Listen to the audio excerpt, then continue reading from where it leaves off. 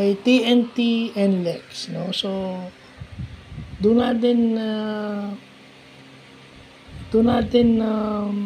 makikita na iba pa rin pag meron kang championship experience, meron kang malalim na bench. Okay? Kasi yung veteran experience, hindi mo matatawaran yun. Yung isang player na nagagamit mo, not necessarily for points, but definitely yung playing experience mo maglaro ng top. Whether it's passing, scoring, playing defense, rebounding, setting screens, go for 50-50 balls or loose balls, yung mga ganyan. Actually, yung deflections, yung taking the charge, hindi makikita sa stats. Pero yun yung mga winning plays na makikita natin na ginawa ng TNT against NLEX. Kung tutusin, dapat lamang panalo na dapat ang NLEX dahil si Watkins hindi mapigilan.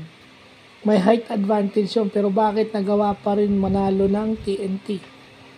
It's because of RHJ and then yung capability ni RHJ na at saka yung mga shooters ng TNT. Kasi pag nakascore ang NLEX, bumabalik, may counter-attack yung TNT. Basically, hindi naman nila mapipigilan yung advantage ni Watkins kasi mas maliliit sila. But they play it smart. Yan, sila Pugoy, lalo na si Jason Castro.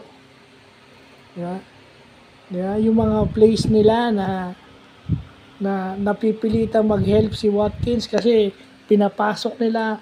Actually, yung dribble drive, yun yung the best the best example nung dribble drive sa PBA kasi yung isang play doon, si Kim Aurin, drumive.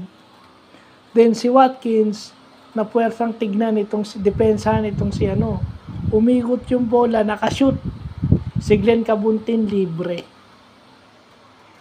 No, hindi 3-point shot yung itinira ni Glenn Cabuntin free throw line jump shot o kaya 14 foot jump shot, 14 foot jump shot. So ibig sabihin mas malapit ng konti sa free throw line yung itinira ni Glenn Cabuntin dahil do sa magandang ball movement ng TNT na napuwersa si Watkins na depensahan yung dumadrive.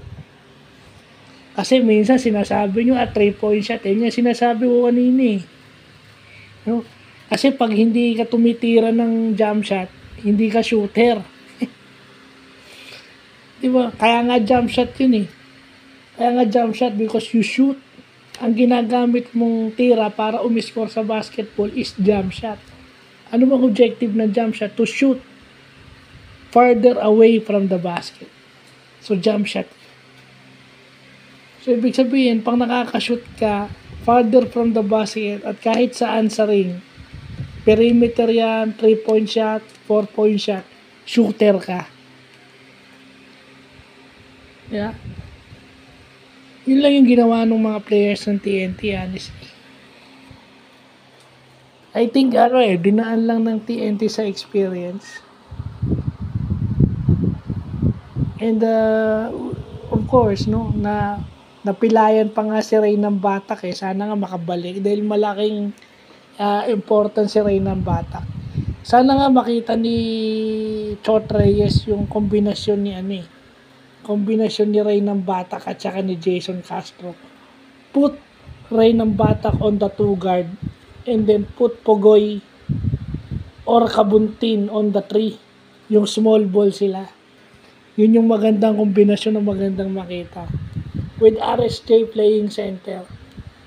Kasi why? Mapagsasamantala mo yung perimeter points. Yung galing ng gwardiya ng TNT which is laro ng Pilipino yun. Guard-oriented ang laro ng Pilipinas. Guard-oriented yung mga Pilipino. So sana yun ang makita natin. Yung kombinasyon ni Reynand Batak at saka ni Jason Castro sa loob. But again, congrats to TNT na nanalo ngayon. So, yun lang po.